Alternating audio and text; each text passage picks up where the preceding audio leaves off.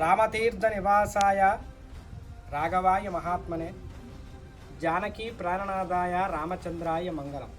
జై శ్రీరామ్. మన ఆంధ్రప్రదేశ్లో ఉత్తరాంధ్ర ప్రసిద్ధ పుణ్యక్షేత్రమైనటువంటి విజయనగరం జిల్లా నెల్లిమండల మండలం రామతీర్థం శ్రీ సీతా లక్ష్మణ సమేత శ్రీ రామస్వామి వారి సంచలన త్రేతాయుగంలో తిరుగుతున్నటువంటి ప్రదేశం. ఈ కొండ పర్వతం అంతా కూడా నీలంగా ఉంటుంది, అందుకే నీలాచలం అన్నారు. ఈ కొండ మీద త్రేతాయుగంలో సీతా లక్ష్మణ సమేతుడే శ్రీ రామచంద్ర స్వామి వారు వనవాసం చేసినట్లుగా మనకి ఇక్కడ ఆధారాలు కొన్ని ఉన్నాయి. అమ్మవారికి దాహం వేస్తే పాతాళ గంగ నుండి స్వామివారి బాణం వేసి నీళ్లు తెప్పించినటువంటి బావి ఉన్నది.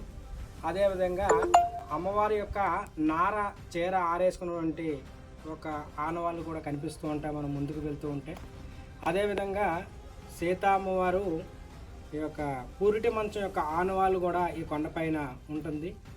పాండవులు ఇక్కడ ఉండేటట్లుగా, పాండవులు పాచికలాడేటువంటి ప్రదేశం, పాండవుల గృహ. ఇప్పుడు మనం వచ్చినటువంటి ఈ ప్రదేశం పాండవుల గృహ, భీముని గృహ అంటారన్నమాట.